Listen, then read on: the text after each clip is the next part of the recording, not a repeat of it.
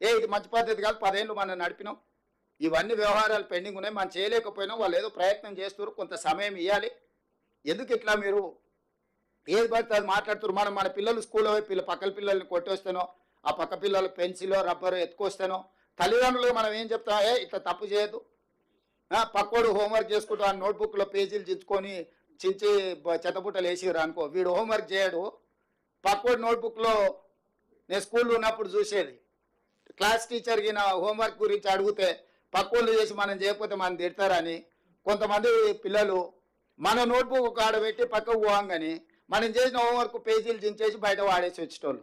ఎందుకంటే వాడు చేయలేదు, నేను చేయలేదు, ఇద్దరం సమానమే, ఇక వేరే వేరేలాగా టీచర్ చూడదు కదా, చేసినోడు ఉంటే చేయనోడి సంగతి తెలుస్తుంది కదా.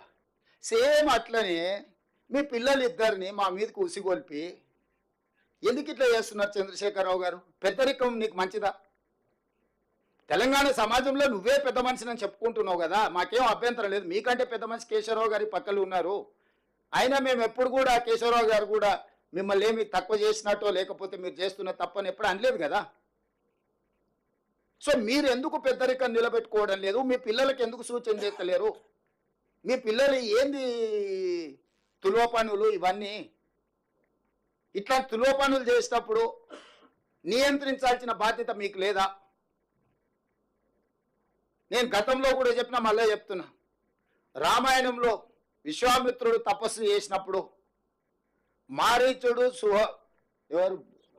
సుబాహుడు మారీచుడు సుబాహుడు అనే రాక్షసులు ఆ తపస్సును భగ్నం చేయాలని, అదేవిధంగా వాళ్ళు తయారు చేసిన అమృతాన్ని రాహు కేతు తాగేసేయాలని, అమృతం తాగితే ఎప్పటికీ బతుకుండొచ్చని, అట్లా పురాణాలలో రాక్షసులు ఉండేటోళ్ళు, మారీచులు, సుబాహులు, రాహువు, కేతువు, ఇట్లాంటి వాళ్ళని తయారు చేసి మా ప్రభుత్వానికి ఉసిగొల్పడము మీ పెద్దరికానికి మంచిదా? చంద్రశేఖరరావు గారు, మీరు ఆలోచన చెయ్యండి. మేము మిమ్మల్ని ఏం అనుమానించి మీ పట్ల మేము అభ్యంతరకరంగా వ్యవహరించింది ఏం లేదే.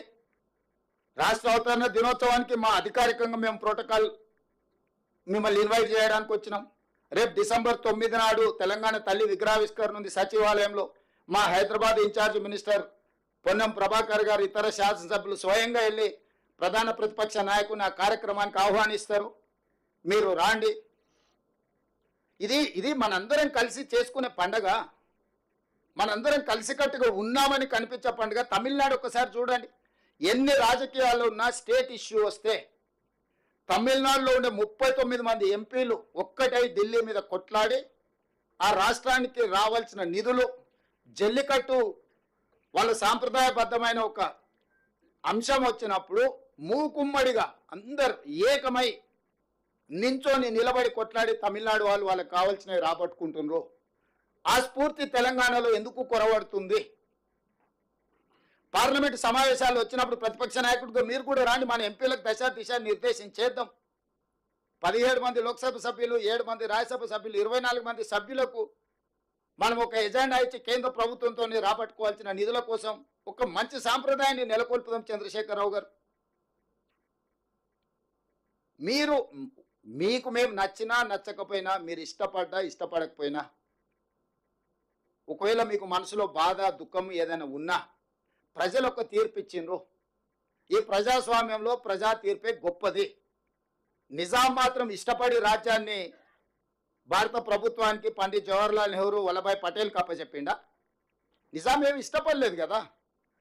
ప్రజా తిరుగుబాటు వచ్చినప్పుడు, ప్రజలు స్వేచ్ఛ కోరుకున్నప్పుడు తప్పని పరిస్థితుల్లో తలవొగ్గవలసిన పరిస్థితులు నిజాం ప్రభువుకే తప్పలేదు. ప్రపంచంలోనే ఆగర్భ శ్రీమంతుడు నిజాం, అత్యంత శక్తివంతుడు.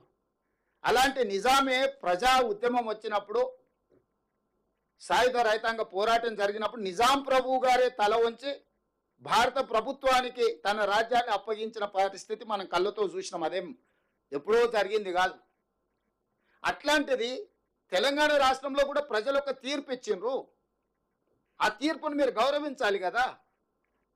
5 సంవత్సరాల కోసం ఎన్నుకున్న ప్రభుత్వము 6 నెలలు, మొదటి 6 నెలలు పార్లమెంట్ ఎన్నికల ఎలక్షన్ కోడే కదా. పెళ్ళైన అల్లుడికి ఆషాఢ మాసం అడ్డం వస్తే అత్తగారింటికి పోగలుగుతాడే? కొత్త అల్లుళ్ళు మీరు అందరూ కొత్త అల్లుళ్ళలో ఈ ఈ సమస్య ఎదుర్కొనే ఉంటారు కదా. కొత్తగా పెళ్ళైన అల్లుడు వాళ్ళు ఎంత కట్న కానుకలు ఇచ్చి పెళ్లి చేసినా ఆషాఢ మాసంలో అత్తగారింటికి పోలేని పరిస్థితి. అట్లనే మొదటి 6 నెలలు ఎలక్షన్ కోడ్ వల్ల నేను మా బట్టన్న సచివాలయానికి రానేలేదు. ఎన్నికల కోడ్తో పరిపాలన మీద మేము దృష్టి పెట్టడానికి లేకుండా పోయింది, అధికారులను పిలిచి సమీక్షించడానికి వీళ్ళు లేకుండా పోయింది. ఈ 5 నెలలే కదా మేము పరిపాలనలో కుదురుకొని నిర్ణయాలు తీసుకొని పరిపాలన గాడిలో పెట్టి ముందుకు తీసుకెళ్తున్నాం కదా. ఈ మాత్రం కూడా చంద్రశేఖరరావు గారికి అవగాహన లేదా?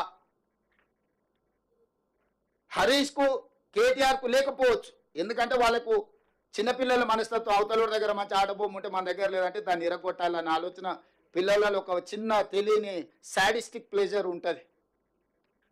మీరు పార్కులలో పోయి చూస్తే తెలుస్తుంది, లేకపోతే స్కూల్లో పిల్లల దగ్గర మన పక్కోడి దగ్గర మంచి ఆటబొమ్మ ఉంటే వీడు దాన్ని గుంజుకోనికి ట్రై చేస్తాడు, వాడు ఇవ్వకపోతే వీడు దాన్ని పలగొట్టి వెళ్ళిపోతాడు, ఎందుకంటే నా దగ్గర లేదు వాళ్ళ దగ్గర ఎందుకు ఉండాలని.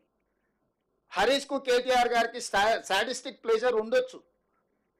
మాకు లేని అధికారం వీళ్ళ దగ్గర ఎందుకు ఉండాలి, బట్టి గారి దగ్గర ఎందుకు ఉండాలి, రేవంత్ రెడ్డి దగ్గర ఎందుకు ఉండాలి, పొంగులేటి శ్రీనివాస్ రెడ్డి దగ్గర ఎందుకు ఉండాలి, ఉండొద్దు. దాన్ని ఎట్లో గట్లా ఇరగొడదామో పలగొడదామో అని వారికి ఆలోచన ఉండొచ్చు, ఎందుకంటే అట్లాంటి దుందుడుకు స్వభావం ఒక వయసులో ఉంటుంది.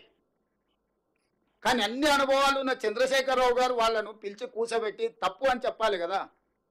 మీరు అందరు తల్లిదండ్రులు మీ పిల్లలు పడిపోయి తప్పు చేస్తే మీరు టీచర్ పిలిచి మీ పిల్లవాడు ఇట్లా చేస్తుండే మీరు మీ పిల్లలకి మీరు మంచి చెప్పుకుంటలేరా? నేను నా మనవాడికి చెప్తుంటా, స్కూల్లో పోయి ఏదన్నా ఇట్లా అట్లా చేస్తే అట్లా చేయద్దా, తప్పు నాన్న, సమాజంలో మనం మంచిగా ఉండాలి, మనం ఇతరులకు కష్టం నష్టం కలిగి చేద్దాం నేను నా మనవాడికి చెప్తున్నా. మీరు మీ పిల్లలకి చెప్పాలి కదా చంద్రశేఖరరావు గారు అని నేను అడుగుతున్నా. ఎటమటంగా వ్యవహరిస్తే ఇది వారికి క్షేమం కాదు, రాష్ట్రానికి కూడా మంచిది కాదు. ఎటమటంగా వ్యవహరించినప్పుడు చట్టం తన పని తాను చేసుకుంటూ పోతుంది. ఎవరు చట్టానికి అతీతులు గారు. డాక్టర్ బాబాసాహెబ్ అంబేద్కర్ పేదవాడి నుంచి ప్రధానమంత్రి వరకు ఒకే ఓటు హక్కు ఇచ్చి ఒకే రకమైన చట్టాన్ని ఇచ్చి ఒకే రకంగా అందరినీ దేశంలో ఉండే ప్రతి పౌరుడు సమానము అని వారు రాజ్యాంగం రాసిపోయినరు.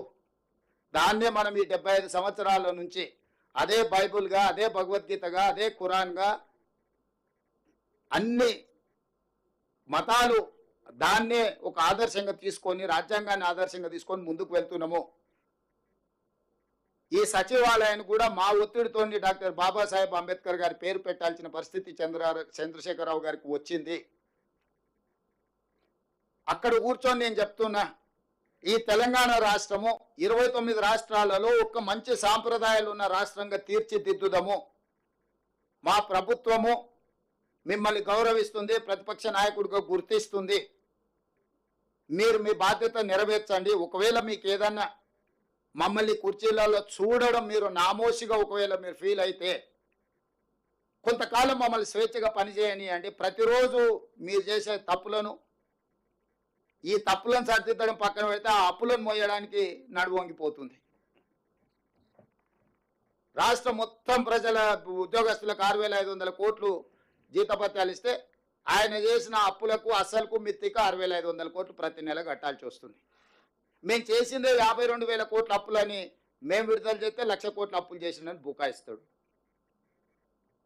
అంటే ఇట్లాంటివన్నీ కూడా ప్రతిపక్ష పార్టీగా మీకు మంచిది కాదు. మీరు 10 సంవత్సరాలు ప్రభుత్వంలో ఉన్నారు,